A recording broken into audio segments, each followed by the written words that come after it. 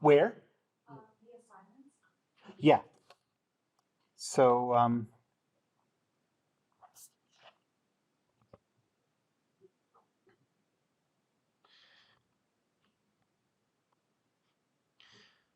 so you were able to find the assignments and stuff, right? Yeah. And so in D2L,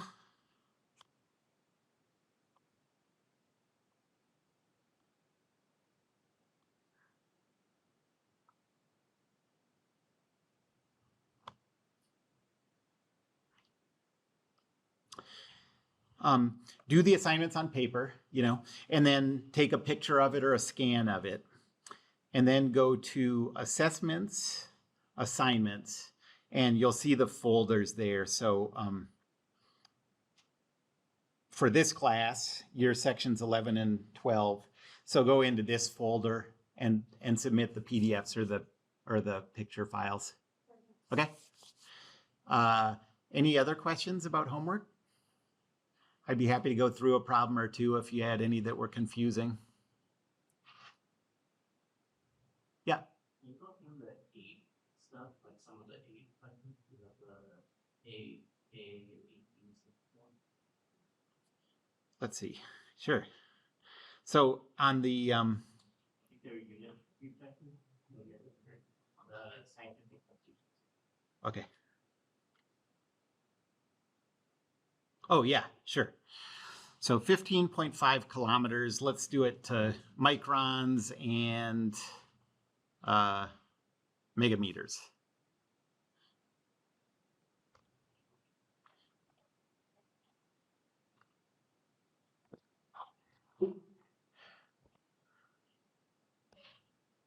Okay, so this is units and scientific notation. Number 8. So the starting value is 15.5 kilometers. And let's say we want to go convert to microns.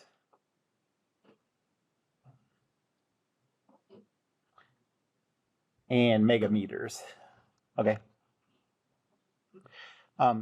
So in these examples, there are 3 prefixes. So you have to know the meanings of those. Kilo means times 10 to the third.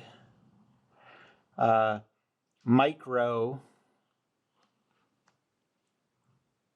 means times 10 to the minus 6. And mega means times 10 to the positive 6. And in both of these cases, the way we're going to approach this is we're going to go, so we're starting with a prefix of kilo, and we're going to prefixes. In the middle, we have to go to no prefix. So we're going to go from kilometers to meters, and then from meters to micrometers, microns, and from meters to megameters. Okay? Okay, so let me start by going kilometers to microns. Okay. So 15.5 kilometers. That's our starting point. And to go from a prefix to no prefix is the easier way because you're just replacing the prefix with its meaning. So I'm just going to replace that K with times 10 to the third. And so this is 15.5 times 10 to the third meters. Okay, so that's the first step in this process of going from one prefix to a different prefix is to just go to no prefix. Okay, and then from there, we're going to do it as a unit conversion.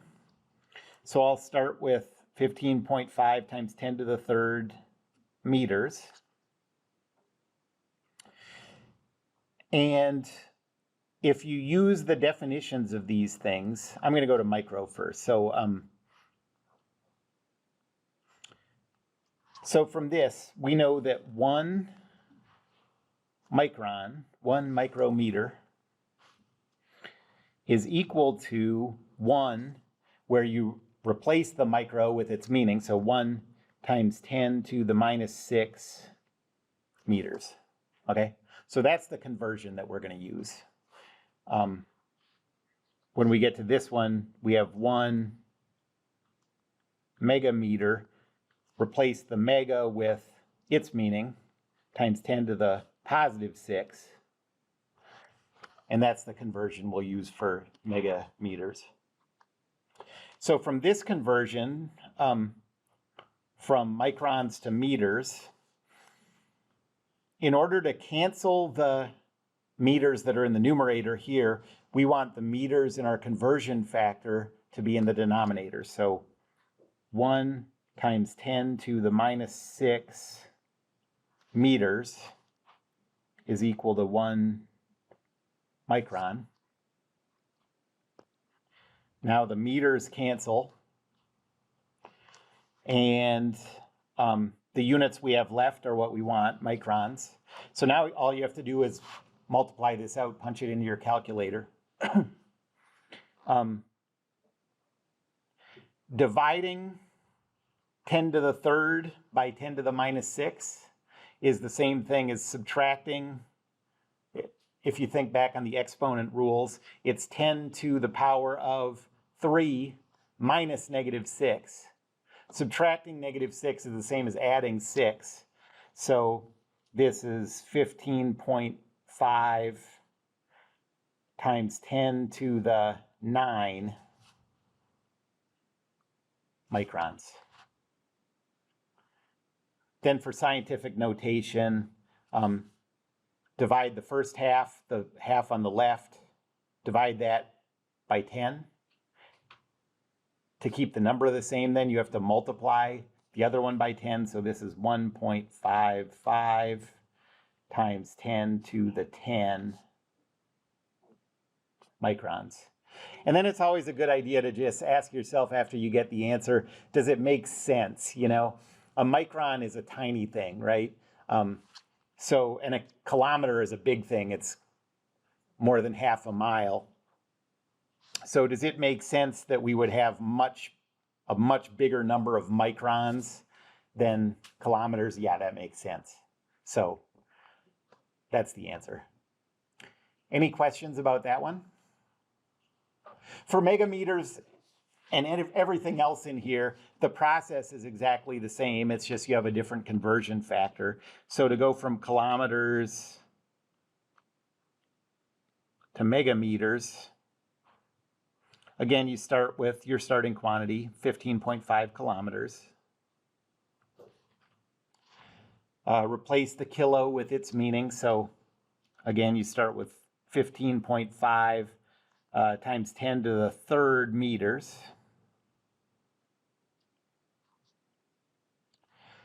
Now we're going to use this as the conversion.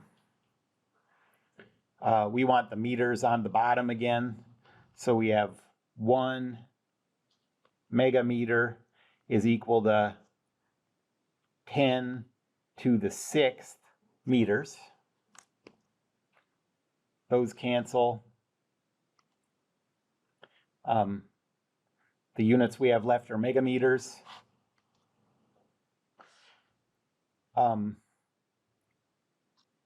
The exponent rules say 10 to the third divided by 10 to the 6th is equal to 10 to the power of 3 minus 6. So this is 15.5 times 10 to the minus third megameters. To put it in scientific notation, divide that first part by 10. So you have to multiply the second part by 10. And so you get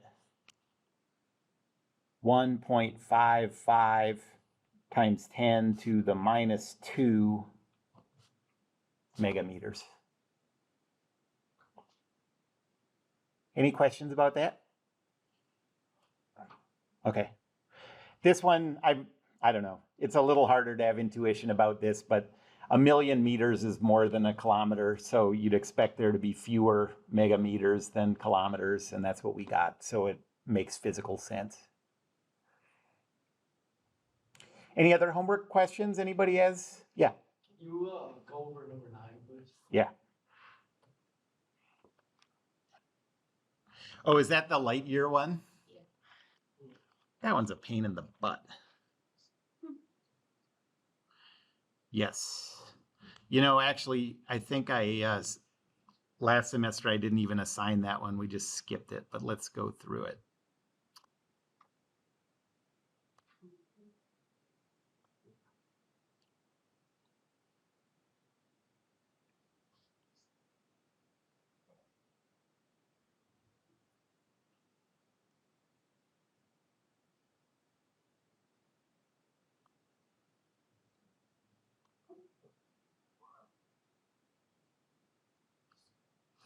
Okay, light year. So a light year is a distance. Sometimes people think it's going to be a unit of time because it has year in it, but a year is a year, you know. So a light year is the distance that light goes in a year. And you can imagine light goes really fast, so it goes a long way in a year.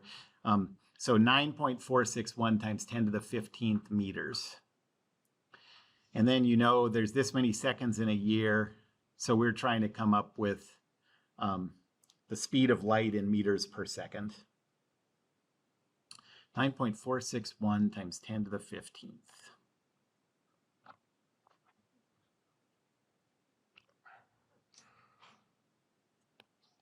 Okay, so number 9.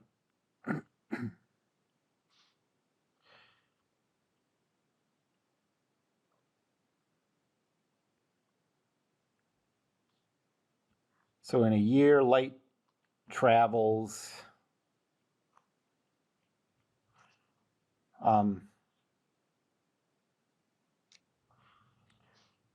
what did I say, 9.461? Yes. 9.461 times 10 to the 15th power meters.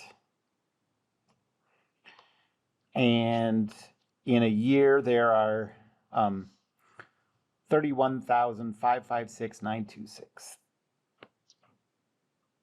31,556,926 seconds in 1 year. So you're trying to come up with the speed of light in meters per second. Well, the starting value is 9.461 times 10 to the 15th meters per year. Okay, so that's the speed that it goes in meters per year. Okay, does that make sense that that's the starting point? And so then all you have to do is convert years to seconds. We want to cancel the years that are in the bottom. So 1 year is equal to 31,556,926 seconds. The years cancel, and the units we have left are meters per second, so that's what we want. And if you divide this out, you get right about 3.00 times 10 to the 8th meters per second. So that is 300 million meters every second.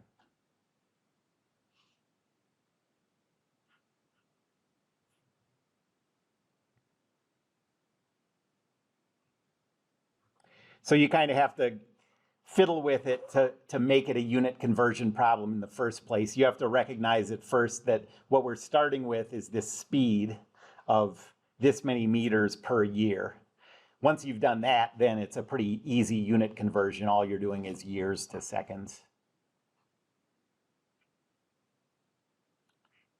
Okay, Well, let's get on with some new stuff. So we've been talking about units, scientific notation, prefixes.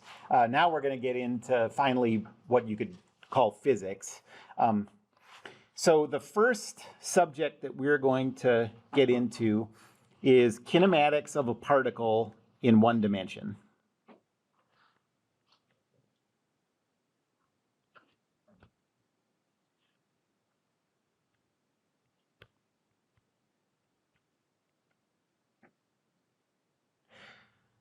And so that's a long title, so we're going to break this down and talk about what these different parts mean before we get into it. So the first thing is kinematics.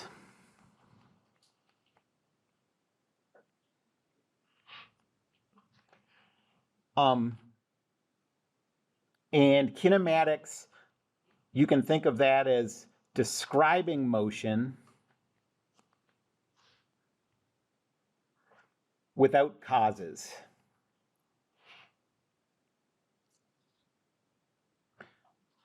So another way to think of this is we're going to be talking about position, velocity. Let me write these out as words, I guess. So objects' position, velocity, and acceleration in its relationship with time, so how these things change over time.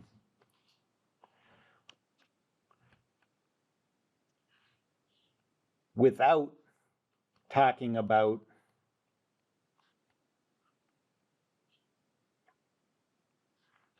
mass, force,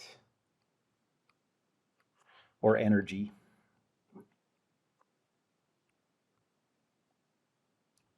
Okay, so you can think of mass, force, and energy as kind of the things that cause motion.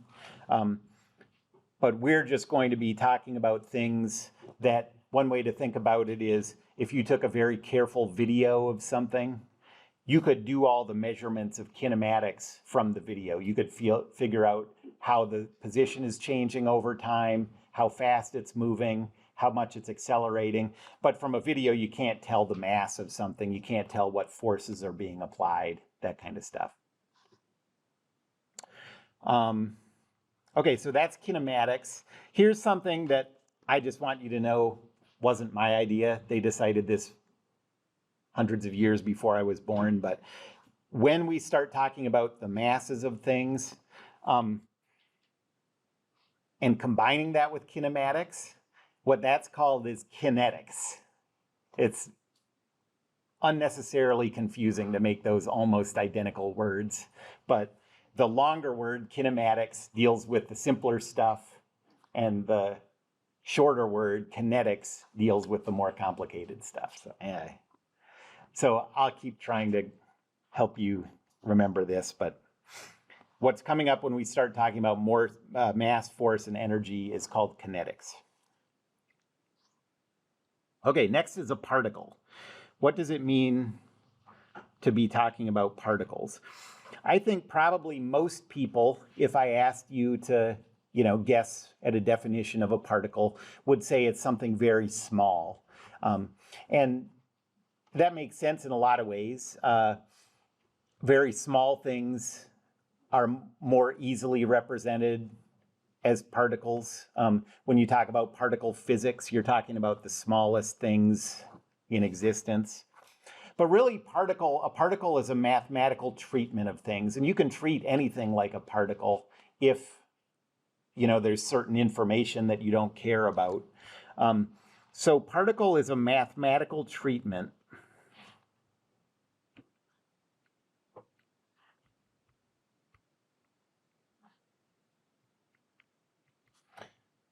of an object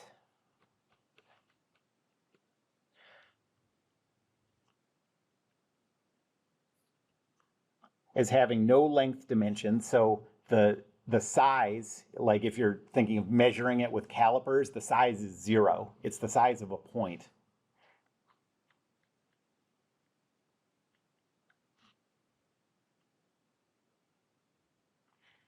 And because there are no length dimensions, it doesn't make any sense to talk about the orientation of a thing. There's no way to identify what part of a particle is its head or what part of a particle is, its feet or whatever. It's all just at one point. And therefore, there's no orientation that you can talk about. You can't say it's upside down now and it's right side up. You can't talk about how it's spinning as it moves. You can only talk about its location at a given time. Okay?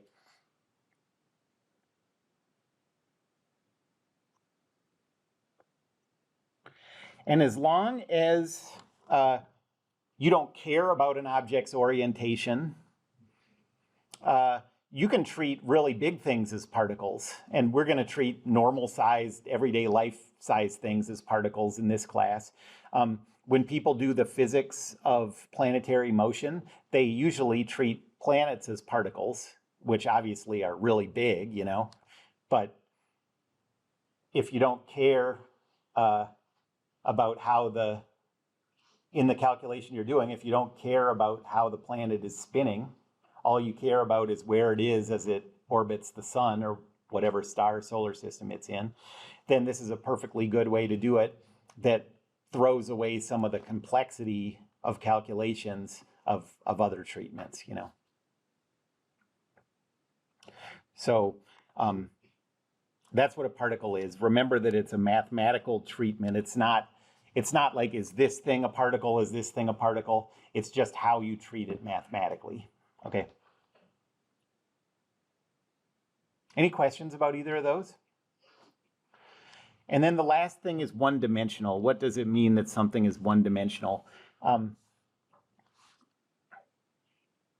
You really can just think of this as something that moves along a line.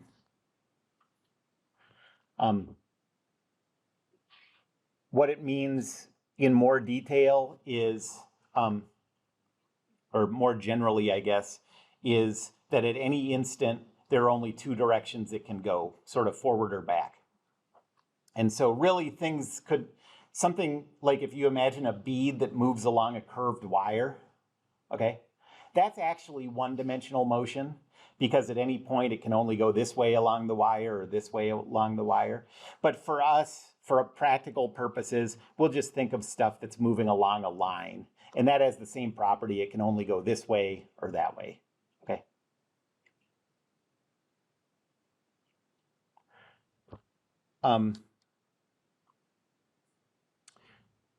Okay, so the measurable quantities that we're going to discuss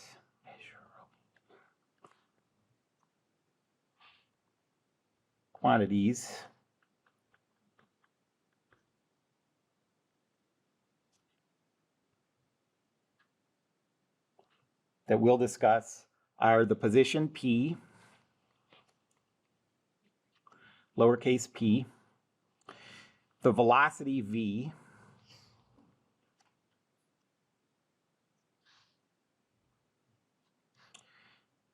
the acceleration a. These are all lowercase letters, these variables, and the time t.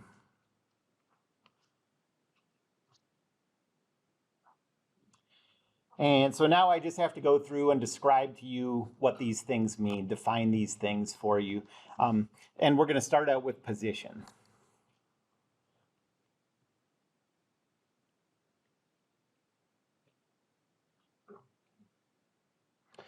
Okay, so what does it mean? We want to represent an object's position as a number. And so let's say that the object we care about is this train.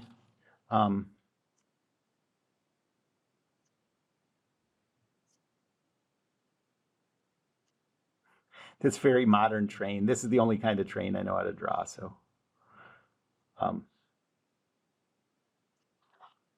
Okay, and let's say that the center of mass of the train, the middle of the train is here.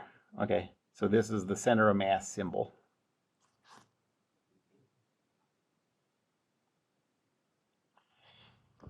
All right, well, this representative point on the train is going to move through this path as it moves, right? That's the line that the train moves along. The wheels are moving along the tracks, but the line that represents the position of this train is that red line, okay? And how do we come up with a number that represents its position at this spot? That's what we want.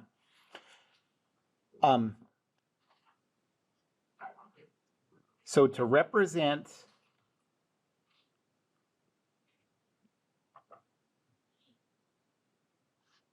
the train's position at an instant,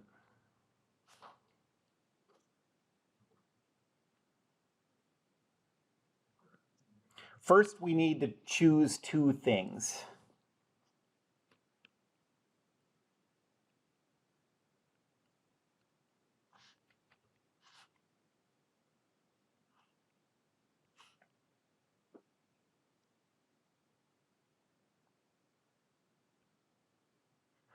The first one is a point that we're going to call the zero position.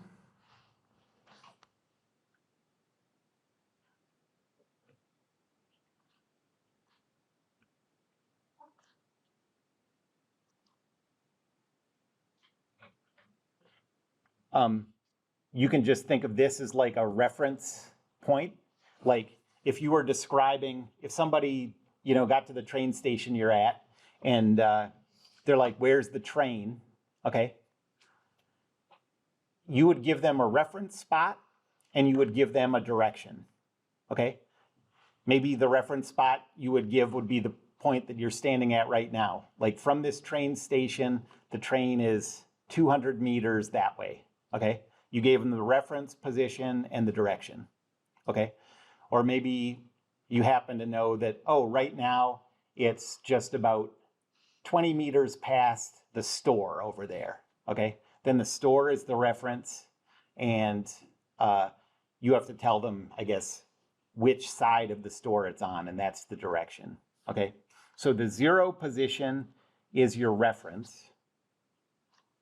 And then the positive direction is the direction.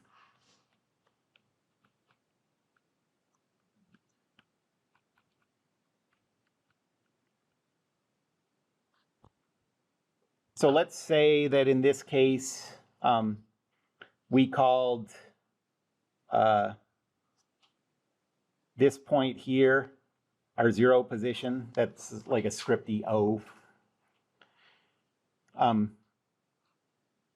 And then let's say that we called the positive direction this way.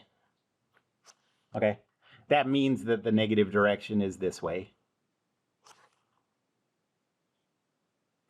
And let's say that each one of these hash marks is a meter. So we have 1, 2, 3, 4.5 maybe meters.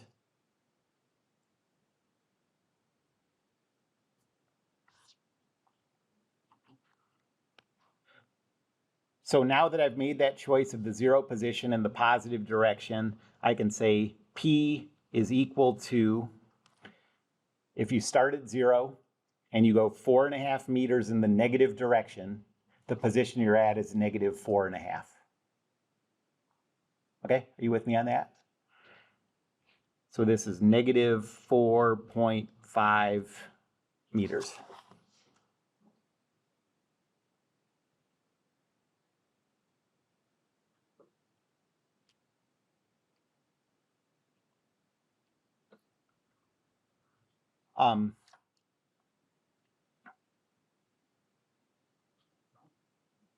Notice that the units for position are always going to be length units.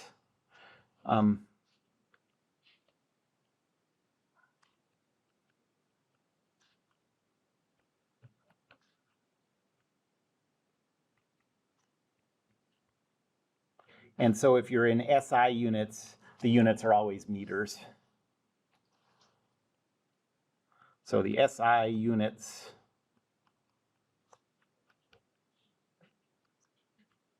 are meters.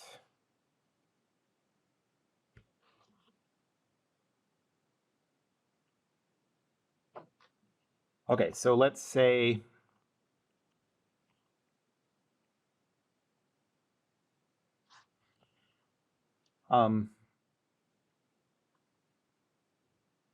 This person is walking.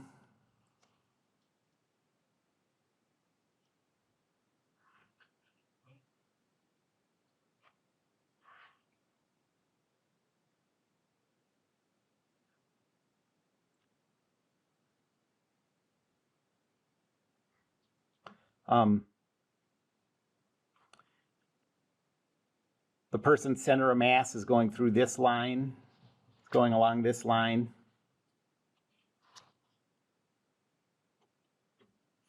So what's the person's position at this point? Let's say that our zero position, what we're going to call the zero position, is here. And we're going to say positive this time is this way. That means negative is this way. And for meters, we have 1, 2, 3, 4. It's 4.5 again. That sucks. I'm changing that. Okay, 1, 2, 3, 4, 5, 6.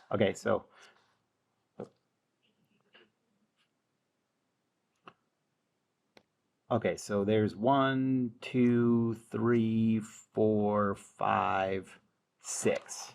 Okay, so in this case, what's the position of the man at this instant? 6 is the number, and then you always have to, in this case it's positive, yeah. But you always have to think also, like, is it positive or negative? In this case it is positive because we define that as the positive direction.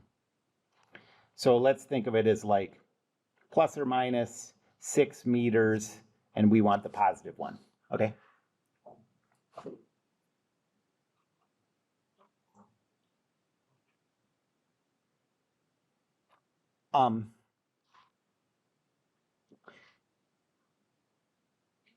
If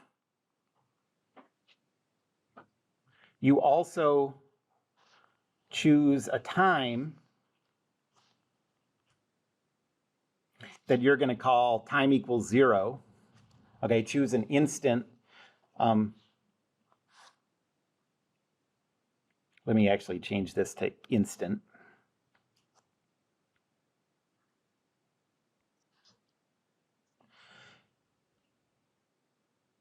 You can represent an object's position as a function of time. You know, you've talked about functions in math.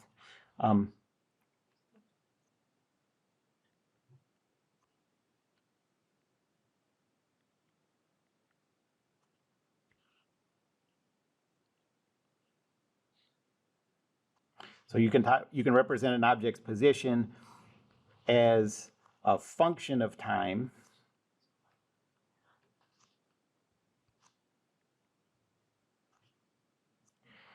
And then you can think of it as, you know, this is the notation for position being a function of time.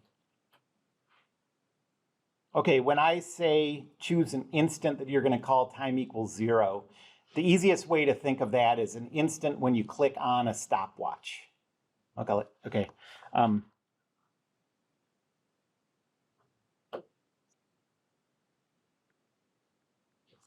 So you click a stopwatch on, okay? And at that point, the time starts running. And so then if at 0 time, the person was at this position, then the position at time equals 0 would be positive 6. Maybe a second later, the person would be at position positive 4, and so on. And if you did that continuously, you'd have position as a function of time.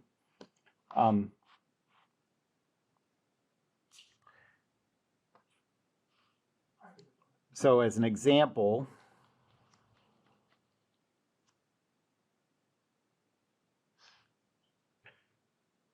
let's say that at time equals 0, the object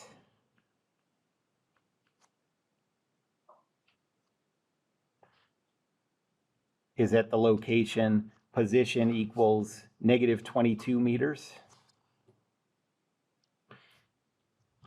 At time equals 1 second, the object is at position negative 15 meters.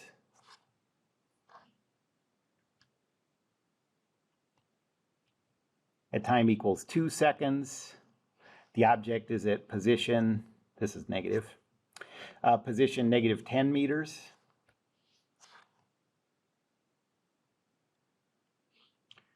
And at time equals 3 seconds, let's say the object is at position negative 2 meters. Okay, so one of the things that you're used to doing with functions is plotting them.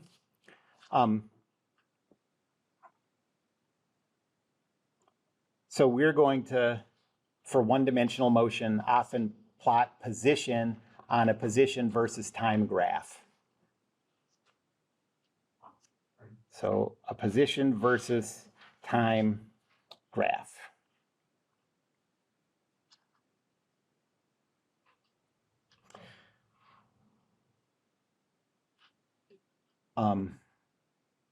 Our position is going to always be on the vertical axis because that's always where you put the dependent variable when you're talking about functions. And time is going to be on the horizontal axis because that's always where you put the independent variable.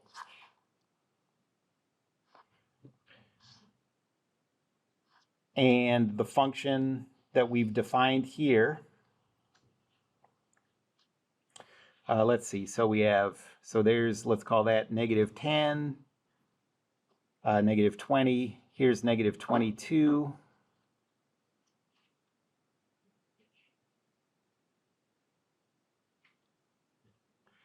Let's say this is 1 second, 2 seconds, 3 seconds.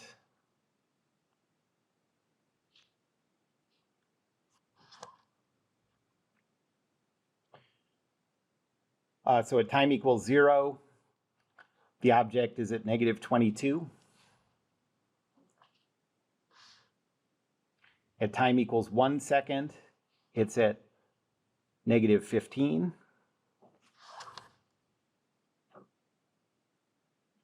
At time equals 2 seconds, it's at negative 10.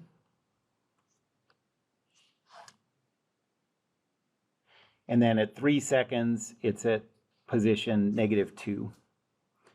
And we don't know how this looks in between the seconds, but we can sort of estimate a graph like that.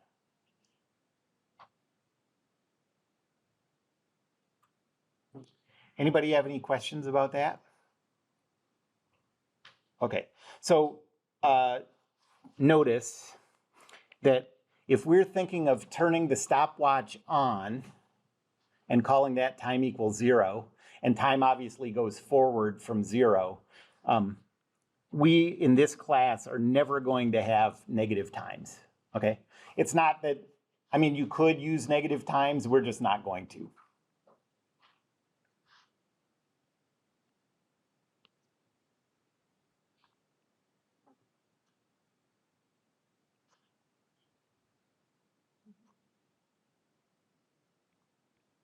And so what does that mean for position versus time graphs? Notice that that means you'll never see anything on a position versus time graph to the left of the y-axis, okay? It's always going to be to the right of the y-axis.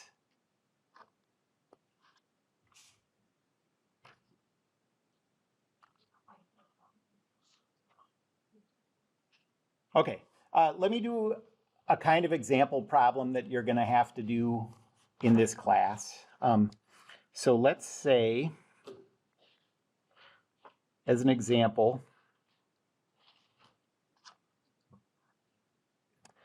that there's like a little tool shed thing, and there's a fire hydrant,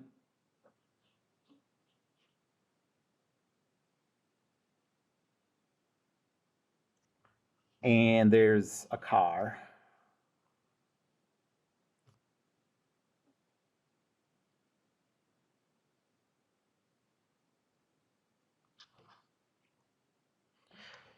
And let's say that it is 15 meters from the shed to the fire hydrant.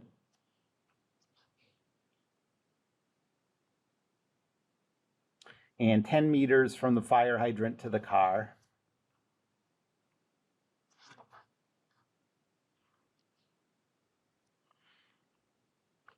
And let's say a person walks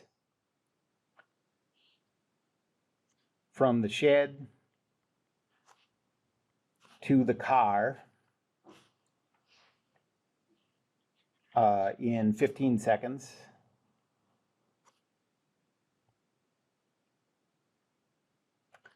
And then back to the hydrant in 10 seconds.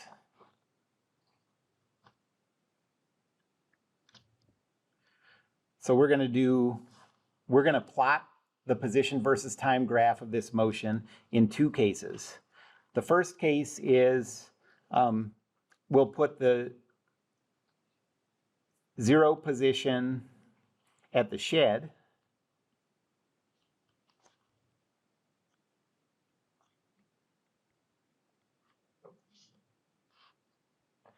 And the positive direction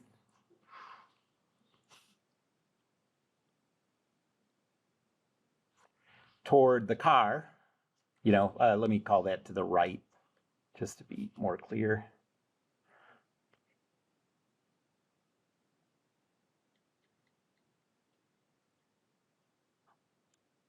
And our 0 time is going to be at the start of the motion.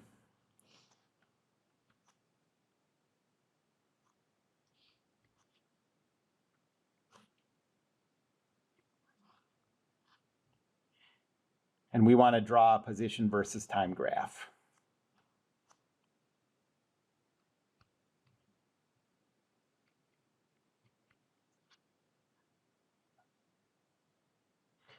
So the first thing I'm going to do is kind of draw a simplified diagram of what's going on. So instead of drawing the pictures of everything, I'm just going to have this point here, that's the shed.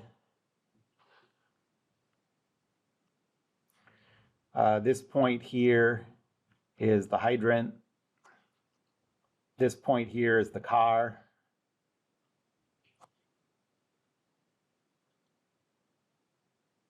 The distance between these two is 15 meters. The distance between these two is 10 meters. And now I'm going to indicate the motion, okay? So the motion starts at the shed. We don't know how long it takes to get to the hydrant, but it goes past it and gets to the car in 15 seconds.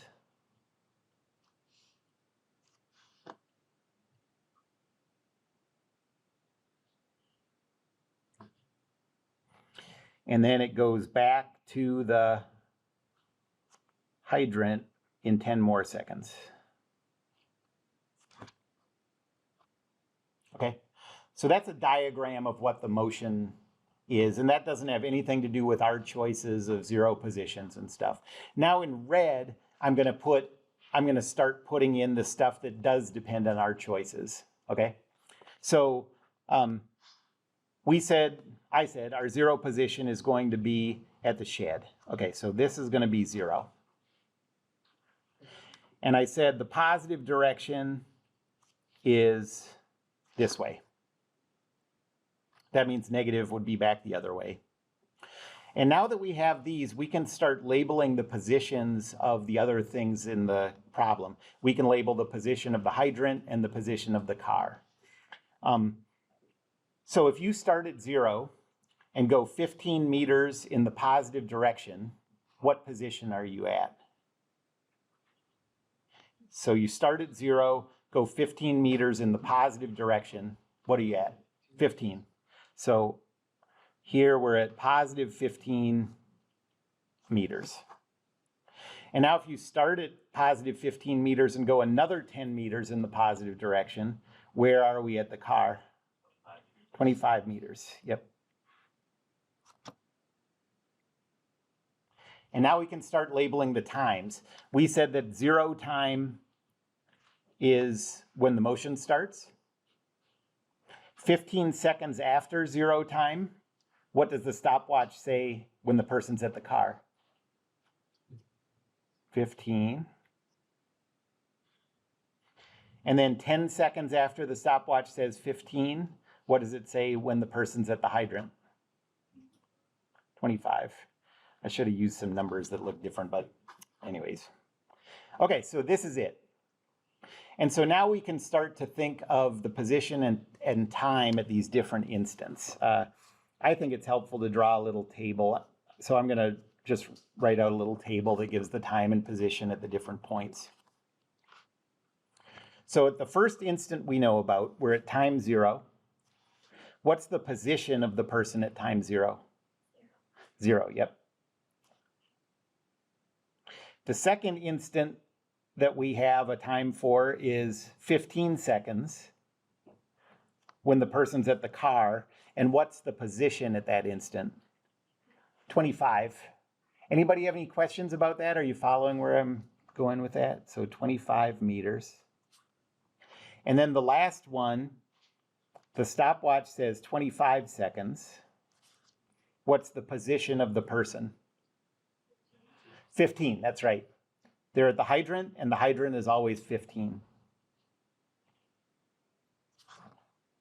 So notice that the times just keep adding up. The stopwatch just keeps going forward in time, but the position isn't that way. You've labeled these points, and the position is just wherever that person is at that instant. And it can go, it can get bigger, get smaller, become negative. Well, now all that's left is just plotting these points. So a position versus time graph. So we have 15 seconds and 25 seconds.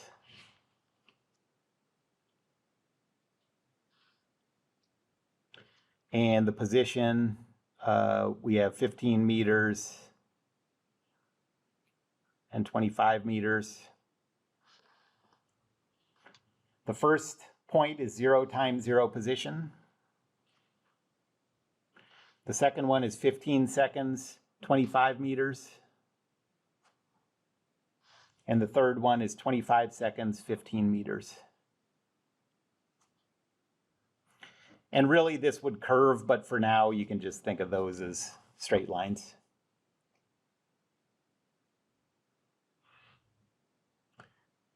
Any questions about that? Okay, so now,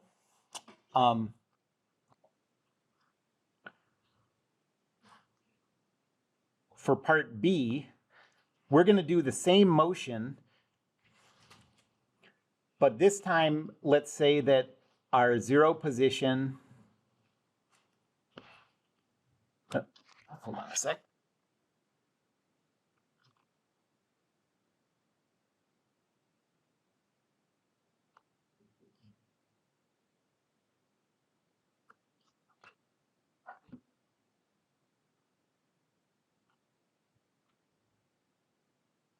So this time our position equals 0.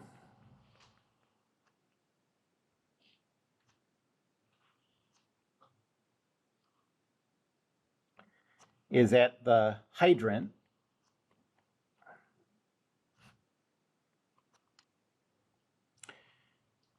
The positive direction is to the left.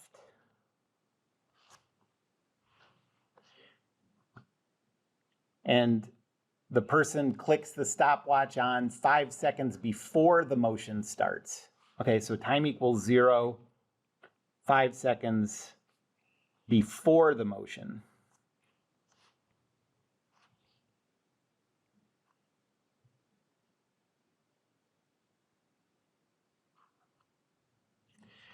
And we want to draw a position versus time graph.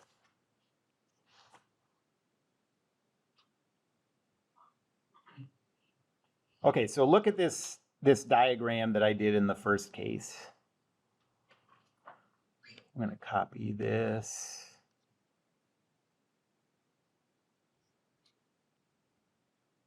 Why is it positive? direction left? We just chose that. Those are things that you just have to choose. Okay.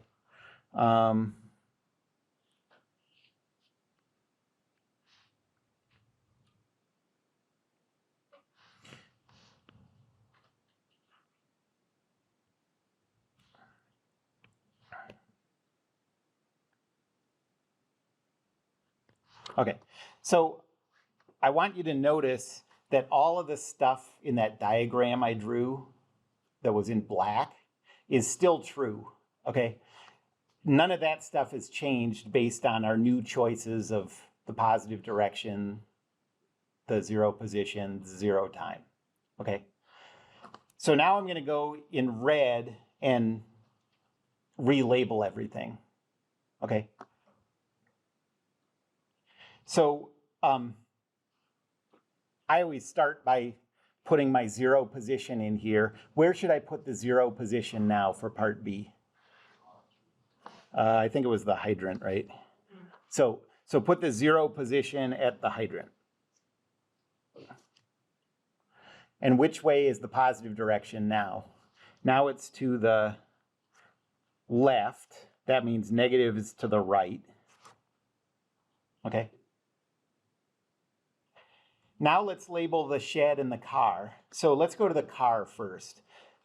If you start at 0 and go 10 meters in the negative direction, where are you? Yep, so this is now negative 10 meters. Okay? And if you start at 0 and go 15 meters in the positive direction, where are you at the shed? Yep, positive 15.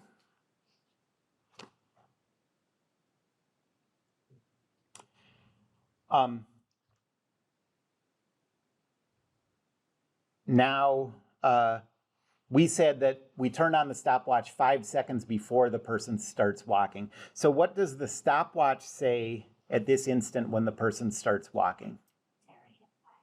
It says, right, the stopwatch has been running for 5 seconds. It says 5 seconds.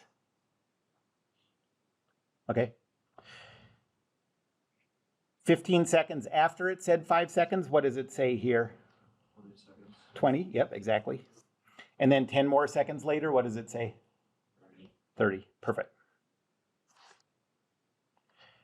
And so now let's try filling out this table of times and positions again. The first instant that we know something about, time is 5 seconds. What's the position when time is 5 seconds? 0. It's not 0 this time, so be careful about that. There's nothing that says the position has to start at 0. That's an easy, common mistake. The position is positive 15, okay? Anybody have any questions about that? Are you with me on that? The next instant we know is at 20 seconds. When the person is at 20 seconds, what's their position? Negative 10, yep. And then finally, the time says 30 seconds. And what's the position? In this case, it ends at 0, yep. And again, now we're just plotting these points.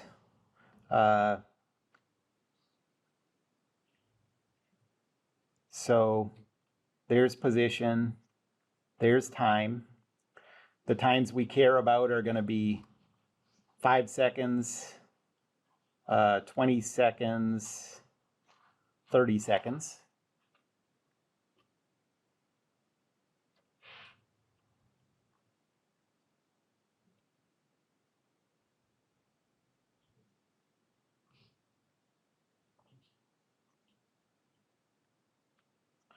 And the positions that are going to come up in this one are 0, negative 10 meters, and positive 15 meters.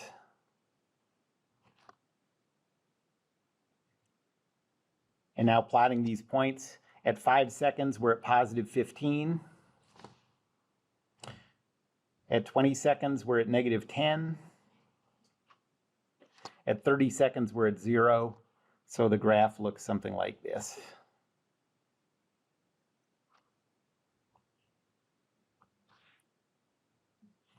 And if you're interested in this kind of stuff, so these two graphs look pretty different, but there's some things are the same, you know. It has that same kind of hook shape, you know. The graph is shifted, I guess, up in the second case because we chose a different 0 position. The graph is flipped upside down in the second case because we chose a different positive direction. And the graph is shifted to the right because we chose a different time equals 0. Okay?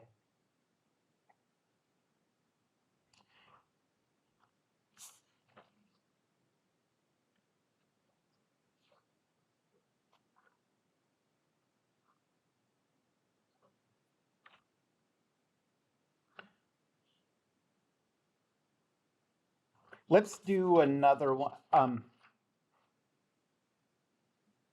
Yeah, let me do another one like this and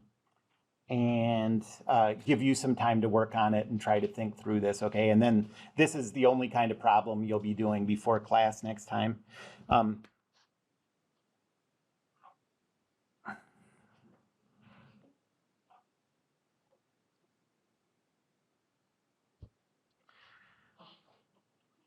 So let's say, let me do it like this. So let's say we have a point A and a point B and a point C. And let's say those, so this is A, B, C. A and B are 1 meter apart. B and C are 3 meters apart.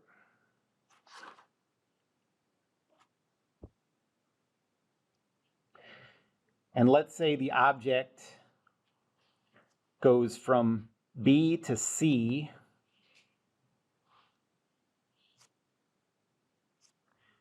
in 2 seconds. And then C to A in 5 seconds.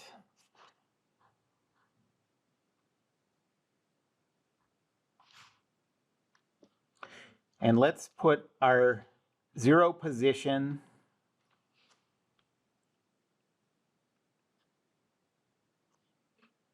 at C. We'll say the positive direction is to the right.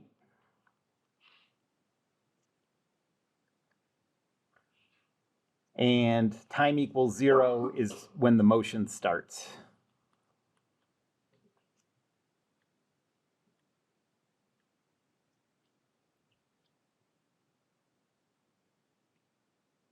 See if you can plot a position versus time graph of this motion.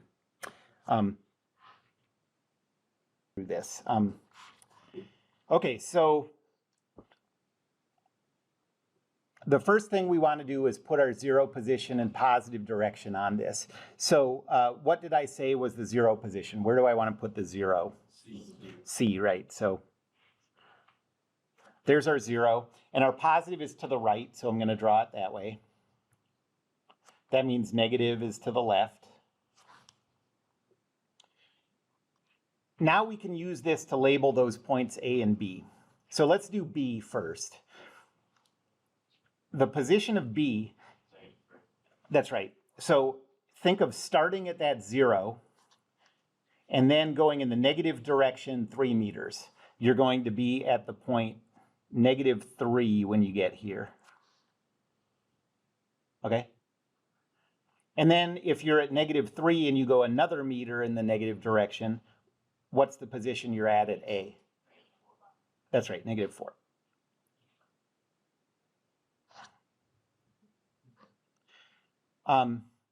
Okay, so now let's start labeling the times. Now we've labeled all of the locations.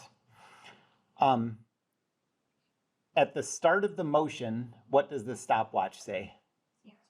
0, right. So the stopwatch started exactly when the motion started. So this is when it says 0. 2 seconds after that, what does it say at this point? Yep. And then 5 seconds after that, what does it say at this point? 7. Yep, perfect. And so now, like I'm used to doing, I'm going to first write out a little table. Once you have that table, then you're basically done. You're just plotting the points. Okay, so the first instant is here. What's the time at that instant? 0. And what's the position at that instant? Yep, -3 meters. Perfect. What's the second instant here? What does the time say? 2 seconds. And the position, like you said, is 0. Yeah. And then the last one is at 7 seconds. And what's the position at that instant? -4. Yep. And then basically all the work is done on this. Then you can go to just plotting out these points.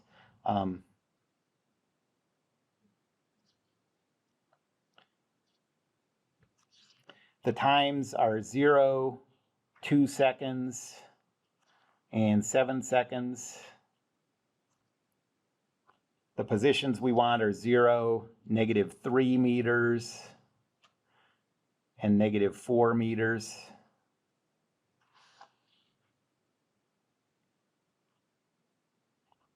The first pair of coordinates is 0, -3. The second one is 2, 0. And the third one is 7, -4. And so the graph looks like this.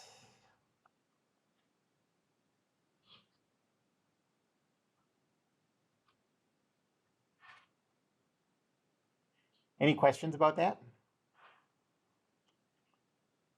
Okay, well, let's stop there for today. I'll give you some problems like this to work on, and then we'll talk about velocity and acceleration on Wednesday. Okay, bye.